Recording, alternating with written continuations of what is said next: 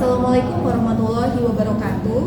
Perkenalkan, saya Lady Mulia SHMH selaku dosen tetap Yayasan Pendidikan Sang Bumi Ruwajurai sebagai dosen pengajar di Prodi Ilmu Hukum Fakultas Hukum Universitas Sang Bumi Ruwajurai sejak tahun 2019. Sesuai dengan bidang keilmuan saya mengampu mata kuliah Hukum Ekonomi Syariah dan Bisnis yang menjadi mata kuliah wajib untuk mahasiswa Fakultas Hukum Universitas Sang Bumi Ruwajurai di semester kedua. Nah, dalam video kali ini adalah video pada pertemuan saya yang kedua, di mana capaian pembelajaran pada pertemuan ini adalah mahasiswa mampu menjelaskan dan mendeskripsikan terkait dengan prinsip hukum ekonomi syariah. Kemudian mahasiswa juga mampu mendeskripsikan terkait dengan posisi hukum ekonomi syariah dalam tatanan hukum nasional dan bagaimana posisi hukum ekonomi syariah di dalam hukum Islam. Pada pertemuan minggu lalu, yaitu pada pertemuan yang pertama, saya juga sudah menjelaskan terkait bagaimana kontrak perkuliahan yang dimana di dalamnya juga terdapat rencana perkuliahan selama 1 semester, sekaligus sudah menyepakati kontrak pembelajaran selama 1 semester ke depan berikut dengan poin-poin atau komponen penilaian perkuliahan, yaitu meliputi keaktifan mahasiswa, tugas, kuis, UTS, UAS, dan penilaian berbasis project based learning atau case paper. Selama perkuliahan, saya menggunakan perangkat pembelajaran dan memanfaatkan teknologi. Salah satunya saya menggunakan media Zoom untuk perkuliahan apabila sedang tidak dapat hadir di kelas. Kemudian saya juga menggunakan e-learning yang difasilitasi oleh universitas. Dan saya juga menggunakan PowerPoint, di mana PowerPoint ini dapat diakses langsung oleh mahasiswa untuk menjelaskan materi-materi yang saya bawakan di kelas. Baik, berikut adalah video presentasi saya dengan menggunakan media Zoom. Bismillahirrahmanirrahim. Assalamualaikum warahmatullahi wabarakatuh. Terima kasih kepada kawan-kawan mahasiswa ya. Berjumpa lagi dengan saya di mata kuliah yang sama seperti minggu lalu. Minggu lalu kita sudah berbicara ya pada pertemuan pertama kaitannya dengan kontrak perkuliahan, kemudian kita juga sudah membicarakan kaitannya dengan rencana pembelajaran 1 semester ke depan, dan kita juga sudah berbicara kaitannya dengan materi-materi apa saja yang akan kita sampaikan pada pertemuan hari ini, begitu ya. Dan saya juga kemarin juga sudah minta tolong ya kepada kawan-kawan untuk mencari tahu sebenarnya apa sih yang dimaksud dengan hukum ekonomi syariah dan bisnis. Hukum ekonomi syariah, apa sih hukum ekonomi syariah itu gitu? Hukum yang menerapkan ekonomi syariah, Ibu, dengan prinsip-prinsip syariah di dalamnya. Ya, hukum yang dengan prinsip-prinsip syariah di dalamnya begitu ya. Hukum ekonomi ya, M. Azwar ya. Iya, Baik. Ibu. Ada lagi yang ingin menambahkan barangkali?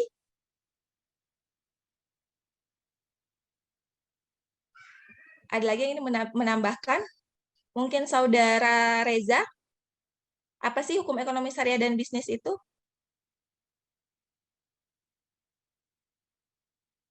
Adalah ilmu yang mempelajari aktivitas perilaku manusia secara aktual dan empirikal, baik itu dalam produksi, distribusi, maupun konsumsi, berdasarkan syariat Islam.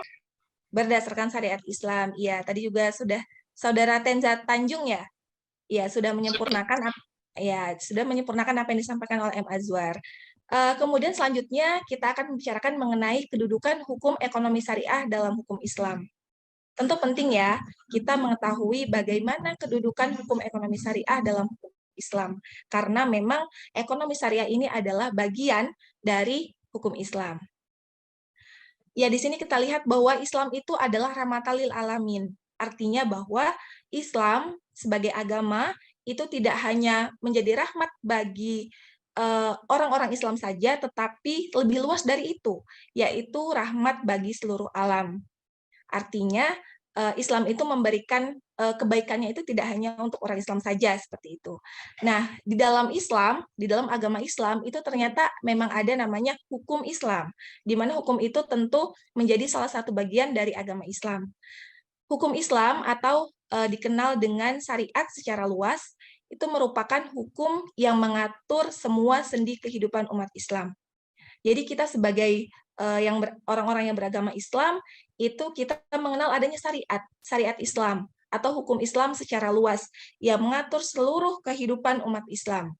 Nah, di dalam syariat secara luas ini kemudian dibagi menjadi 2 kelompok besar, yaitu ada yang namanya syariah secara sempit dan ada juga yang namanya akidah.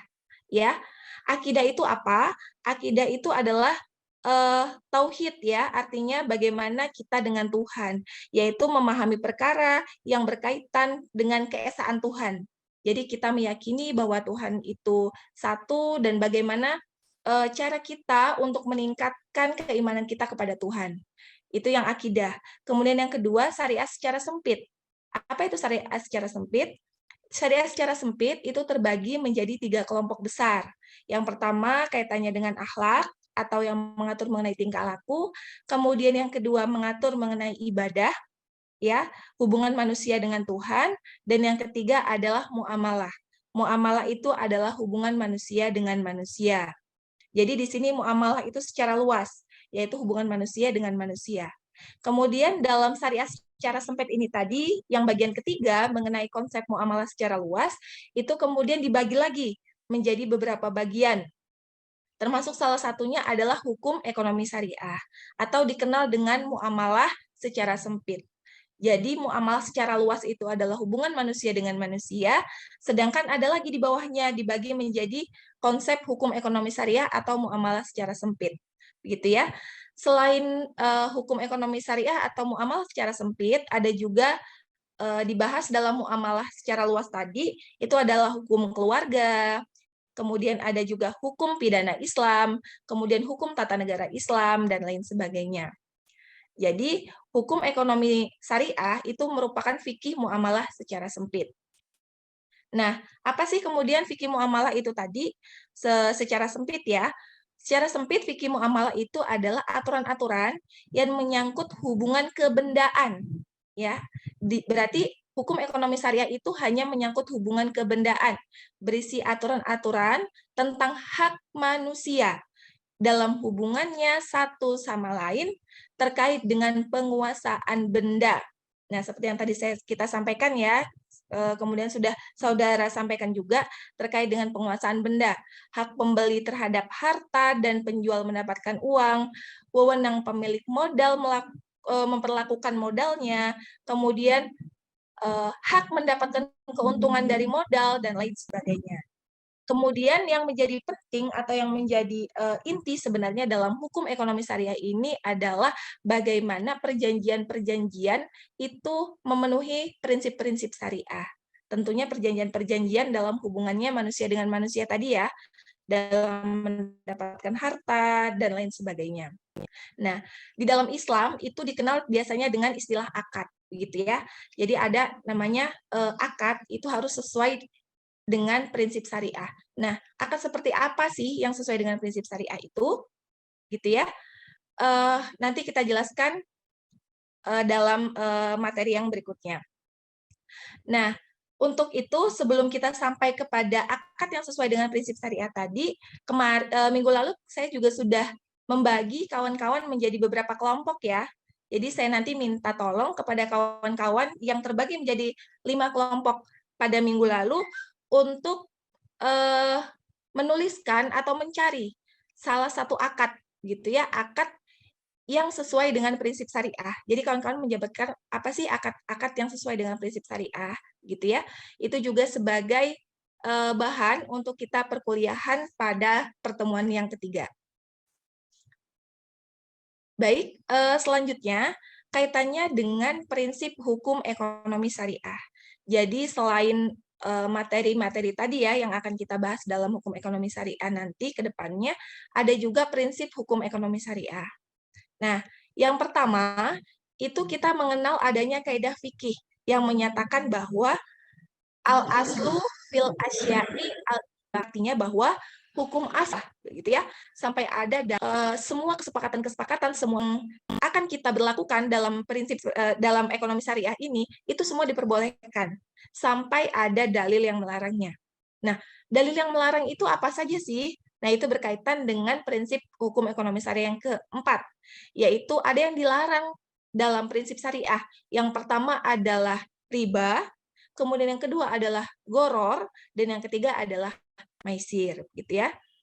Nah, kemudian prinsip hukum ekonomi syariah yang berikutnya, yang kedua, yaitu dilakukan atas dasar sukarela.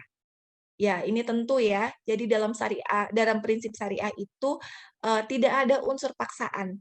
Semua transaksi dalam ekonomi syariah itu harus didasari dengan sukarela, atau dalam istilah hukum Islam itu disebut dengan antarodin.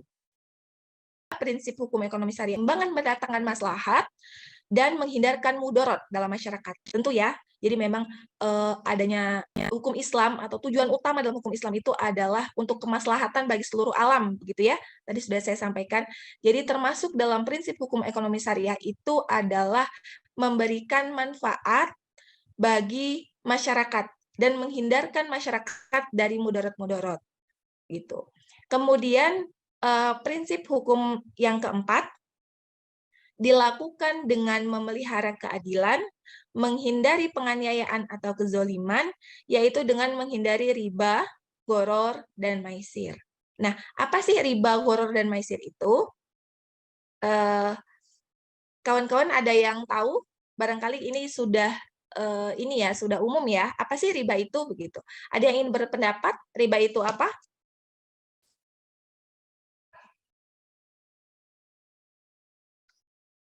Saudara Reza barangkali ya. Apa sih riba itu? Sepengetahuan saudara, apa riba itu? Kenapa dilarang dalam Islam? Riba itu, Bu, istilahnya bunga uang itu, Bu. Bunga begitu ya? Iya. Ya, baik. Jadi kita akan membahas ya apa sih sebenarnya riba itu gitu ya. Jadi memang kalau sekilas memang kita mengenal riba itu bunga begitu ya. Bunga itu riba seperti itu. Nah, dalam ayat Al-Qur'an juga dijelaskan bahwasanya Allah itu menghalalkan jual beli dan mengharamkan riba. Nah, sebenarnya riba itu apa sih? Nah, kalau secara bahasa ya bisa kita baca bersama-sama. Secara bahasa riba itu aziyadah, yang berarti adalah tambahan. Nah, menurut ulama Hanabilah, tambahan sesuatu yang dikhususkan. Jadi memang bukan tambahan-tambahan biasa, tetapi memang dikhususkan. Jadi memang diniatkan begitu ya tambahan tersebut. Nah, riba ini sebenarnya dibagi menjadi dua kelompok besar. Jadi riba itu ada dalam utang, atau kita sebut dengan riba utang, dan ada juga riba dalam penjualan. Nah, di dalam riba utang itu juga dibagi menjadi dua, ya bisa sama-sama kita baca, bahwa ada namanya riba qard dan riba jahiliyah. Riba qard itu adalah manfaat atau tingkat kelebihan tertentu yang disyaratkan untuk dapat berhutang. Jadi misalnya, saudara Reza mau berhutang dengan saudara Agung, gitu ya. Kemudian, oh iya boleh silahkan berhutang, nanti ketika akan membayar ada persenannya ya, atau ada bunganya ya, misalnya 50%. Jadi dalam waktu 1 bulan 50% ya. Nah, itu adalah namanya riba qard. Jadi saudara Agung untuk meminjamkan uang itu mempersyaratkan ada bunganya dari uang tersebut. Kemudian yang kedua ada namanya riba jahiliyah, yaitu hutang yang dibayar lebih dari pokok hutang karena peminjam tidak mampu membayar hutangnya pada waktu yang ditetapkan. Jadi riba qard ini lanjutan dari riba yang tadi ya, riba jahiliyah itu lanjutan dari riba qard. Jadi ketika tadi Reza meminjam uang kepada Agung, kemudian Agung mempersyaratkan ada bunga 50% misalnya dalam waktu 1 bulan. Nah, ternyata dalam waktu 1 bulan itu Reza ini belum bisa membayar uangnya Agung. Nah, oke, kemarin kita janjinya 1 bulan 50%. Artinya kalau terlambat berarti nanti kena bunga lagi loh ya. Nah, misalnya Agung mempersyaratkan seperti itu. Nah, itu adalah riba jahiliyah. Jadi sudah ada riba dalam waktu tertentu, tambahan utang dalam waktu tertentu yang harus dibayarkan. Kemudian ketika jatuh tempo mempersyaratkan kembali adanya tambahan lagi. Nah, itu namanya riba jahiliyah dalam utang. Nah, begitupun dalam riba penjualan, itu juga terbagi menjadi dua. ada namanya riba fadl dan ada namanya riba nasi'ah. Riba fadl itu apa? Yaitu pertukaran antar barang dengan tingkat atau dosis yang berbeda. Berarti ketika misalnya Made nih ya dengan Tenza. Made ini ingin kalau di sini konsepnya karena memang fikih klasik ya, jadi masih menggunakan tukar-menukar barang. Misalnya Made ingin memiliki beras begitu ya 1 kilo misalnya kepada Tenza.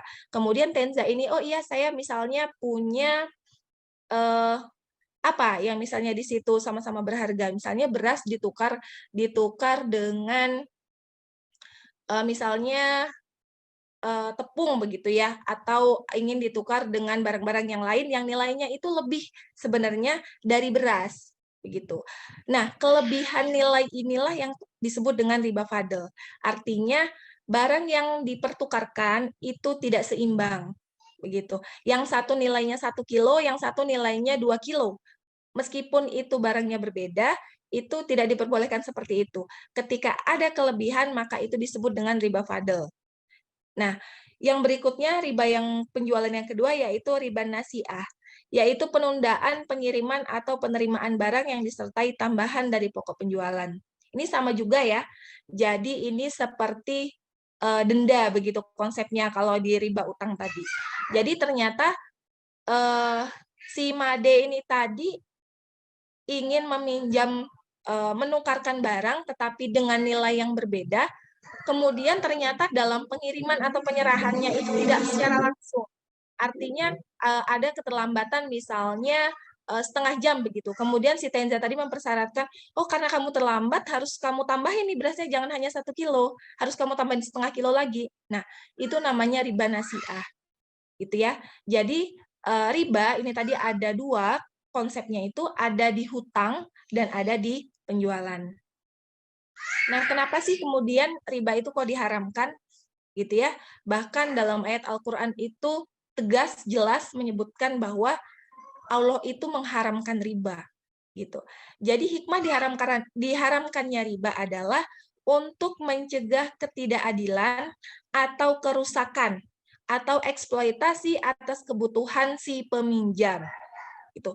Karena terkadang seseorang itu meminjam itu tidak ingin sebenarnya ada tambahan itu gitu ya, tapi karena dia butuh dan yang bisa meminjami hanya orang yang memberikan persentase itu tadi, jadi mau nggak mau dia akan meminjam dengan orang itu gitu. Nah itu kan berarti kan secara tidak langsung mengeksploitasi si peminjam gitu. Itulah kemudian kenapa riba itu diharamkan dalam Islam.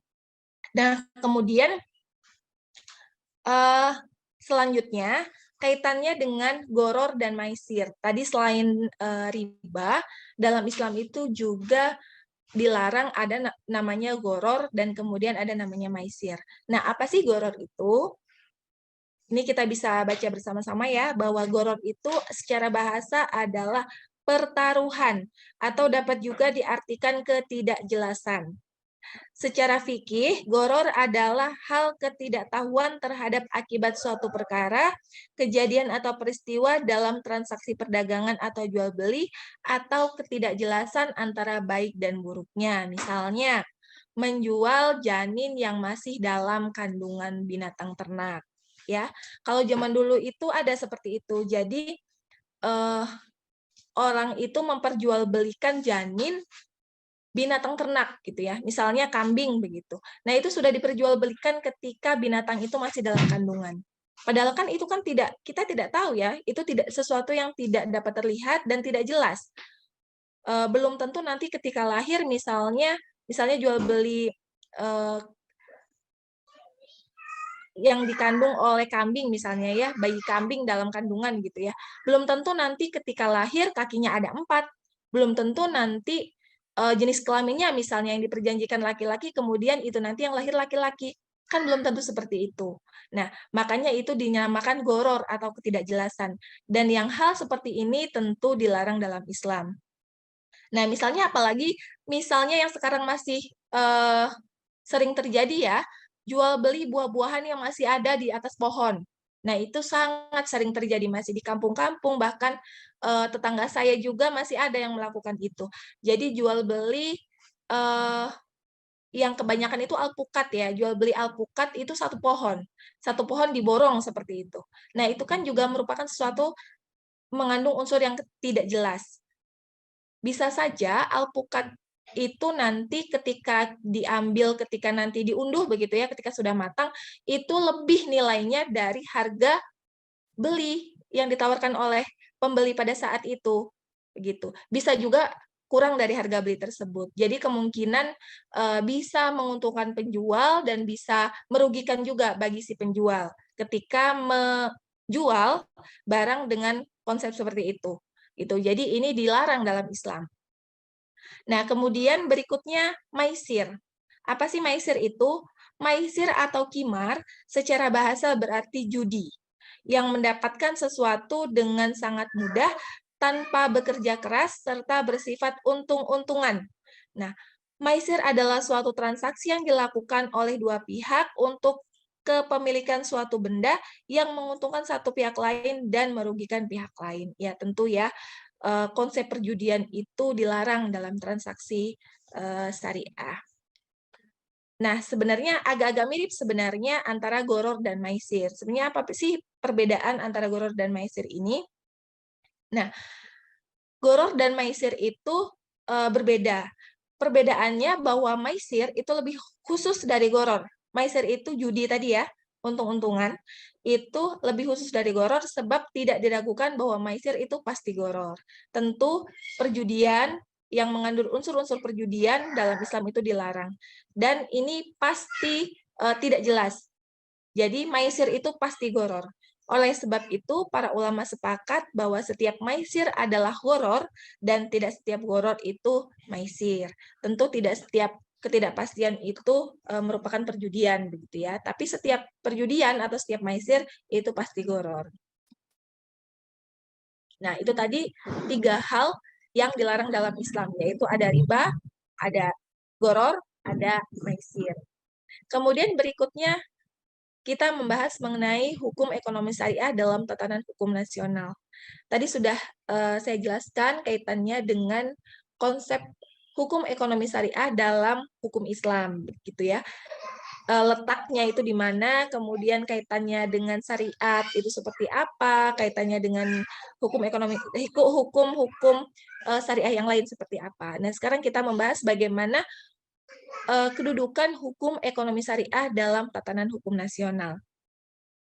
Nah, dalam tatanan hukum nasional sendiri, itu kita di Undang-Undang Dasar 1945 itu dijelaskan ya bahwa negara Indonesia itu adalah negara hukum. Nah, hukum di sini kan hukum secara luas, tidak spesifik apakah itu hukum negara saja atau itu hukum Islam ya, karena memang mayoritas di Indonesia itu adalah umat Islam, dan hukum adat tentu ya yang sama-sama diakui dalam tatanan hukum nasional. Kemudian kita juga memahami bahwa Muslim itu adalah mayoritas Indonesia ini. Kemudian Pancasila itu adalah ketuhanan yang Maha Esa. Artinya prinsip-prinsip agamis begitu ya, ketuhanan itu dikenal dalam sila pertama Pancasila. Dalam tatanan hukum nasional, hukum agama itu menjadi salah satu hal yang tentu dipertimbangkan. Nah, kemudian kaitannya dengan hukum ekonomi syariah, itu di sini kita mengenal adanya Undang-Undang Nomor 3 Tahun 2006 tentang Peradilan Agama. Nah, di mana dalam undang-undang ini dijelaskan bahwa salah satu sengketa yang kemudian menjadi kewenangan peradilan agama, yaitu adalah sengketa kaitannya dengan ekonomi syariah. Berarti di sini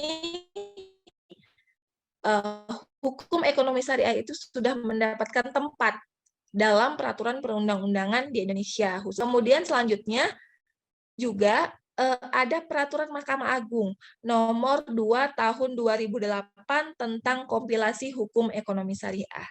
Nah, jadi Mahkamah Agung juga yang sebagai salah satu puncak peradilan ya di Indonesia itu juga telah mengesahkan adanya peraturan Mahkamah Agung tentang kompilasi hukum ekonomi syariah. dan ini menjadi dasar bagi hakim-hakim peradilan agama dalam memutuskan sengketa yang kaitannya dengan ekonomi syariah. Nah, selain itu, selain perma dan undang-undang, juga ada fatwa DSN MUI. Ini tentu kawan-kawan juga tidak asing ya. Kita sering mendengar ada fatwa MUI kaitannya dengan apa, kaitannya dengan apa begitu. Dan salah satu fatwa yang kemudian sering dikeluarkan oleh Majelis Ulama Indonesia itu adalah kaitannya dengan ekonomi syariah. Baik, barangkali itu tadi ya di pertemuan pertama kita kaitannya dengan tinjauan umum hukum ekonomi syariah dan bisnis. Baik, untuk kawan-kawan, apakah ada yang ingin ditanyakan kaitannya dengan materi yang sudah kita sampaikan? Sudah kita pelajari bersama? Iya. Jika memang tidak ada yang ingin ditanyakan, saya ingin menegaskan kembali ya, bahwa tadi kita sudah membahas kaitannya dengan pengertian dasar ekonomi syariah, kemudian kita membahas mengenai transaksi ekonomi syariah, kedudukan ekonomi syariah dalam hukum Islam, ataupun kedudukan hukum ekonomi syariah dalam hukum nasional, bagaimana kita, apa yang disebut dengan harta, dan bagaimana kita konsep kepemilikan dalam Islam. Itu juga sudah kita pelajari. Untuk itu tadi ya, salah satu hal yang kemudian paling sering atau paling banyak dipelajari dalam transaksi ekonomi syariah itu adalah apa yang disebut dengan akad.